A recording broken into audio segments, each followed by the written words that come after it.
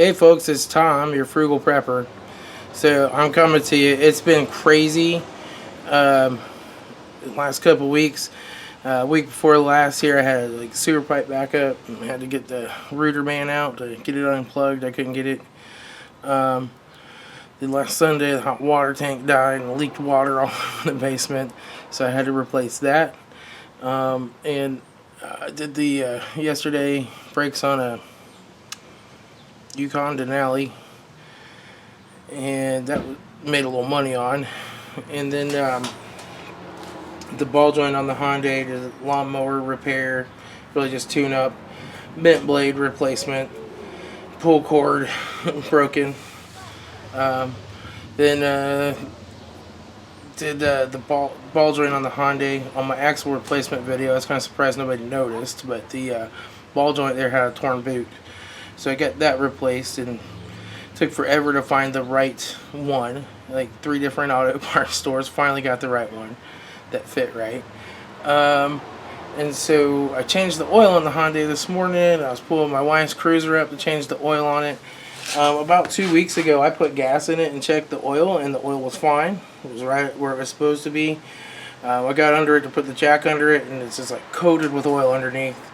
It's like just barely a drop registering on the dipstick, so it's 2 3/4 low, and it's puking all its oil out the side of the valve cover gasket. So when I did the head on this a couple months ago, it had some bad valves and valve seats, and it was warped.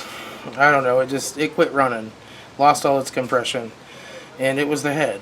And you know, the thing's only got 50,000 miles on it. So I got like a cheap valve cover gasket off of eBay, you know, some kind of Chinesium, and it's leaking. So I just got back from Advance Auto. I got me a Fel Pro gasket. So it's always fun. You got to tear the whole upper plenum off of it and everything to get to it. I'll show you here in a minute. But yeah, I was just trying to save money, you know, just gaskets and camshaft seals, and then the timing cover always breaks, and you know, it's quite a bit of money in parts. Even though my friend who's a mechanic already had like a head gasket for me, left over from some other job, so I didn't have to buy that, and he had the head bolts. But it was still, by the time you buy the special antifreeze, it was an expensive proposition. So I tried to save a little money on a cheap valve cover gasket. And like I said with those tires, sometimes it's not always good to go too cheap. Although I got a Chinesium valve cover gasket on the Hyundai, and it's been fine for 1.5 years, so who knows. But anyway, let me take over here and show you what I got going on. So if you can see, this was the first problem. I was pulling this off. I tried to squeeze this with the side cuts to get this tab loose, and it slipped, and I chopped the wires off. So I had to solder on some little extensions and chop them off right up close, and just basically patch that back together and heat shrink it, solder it all together there. So that's fixed, but it's leaking right here on the side where you got to put a little bit of silicone in there, where I guess the bottom half of the cutout is, where the cams are. So I'm gonna have to pull this off. I already got the plenum, the upper plenum tore off.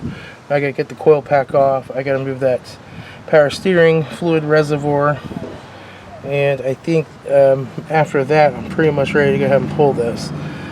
These are just a pain in the butt because you gotta tear everything up, you know, the plenum and everything off to get even to the plugs. So not as bad as having to do a head, though. In the grand scheme of things, I can live with it.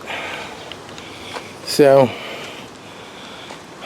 if you value having a little relaxation time on the weekends, number 1, don't own a Chrysler, and number 2, don't buy Chinesium valve cover gaskets. So I'll go ahead and get started on this. I'll probably check back in with you a couple times throughout the process, but I need to get this done today. I still have errands to run, and so I need to hurry up and get this thing together, so I can't do like a step-by-step walkthrough on it. Alright, so I got the old gasket stuff off, and this Velcro stuff is a lot stiffer. You can really tell the difference. That Velcro stuff's on, it's all cleaned, and then out here I've cleaned the silicone out of the corners, and just kind of cleaned that whole surface off real good. I mean, that head's like just been redone, so it's pretty clean. So I'm ready to go ahead and drop that valve cover back down on here now, and then we'll see if it leaks. Alright. Well, I'm sorry about the wind, if the wind's blowing in the mic here, but I got it all back together here. Just freaking nightmare. I hate this car. And so I'm going to go ahead and give her a start up. I went ahead and put a quart of oil in it so it's not low, because I haven't changed it yet. I'm going to let it run a little bit, then change the oil. But hopefully it'll start. We'll see here. I'll set you guys up so you can watch.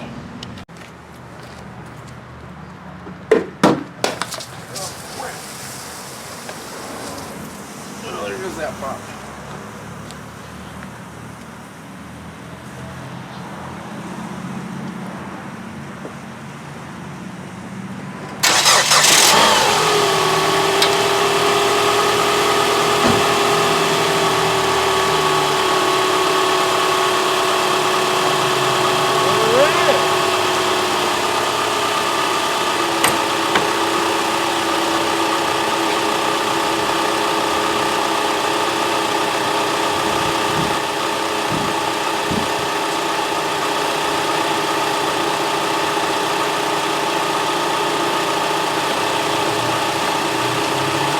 I'm just going to go ahead and let it run a few minutes and check and see if I see any leaks or anything wrong. And then I'll jack her up and change the oil in her.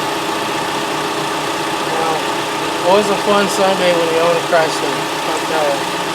I'll talk to y'all later. This is Tom, your Frugal Prepper.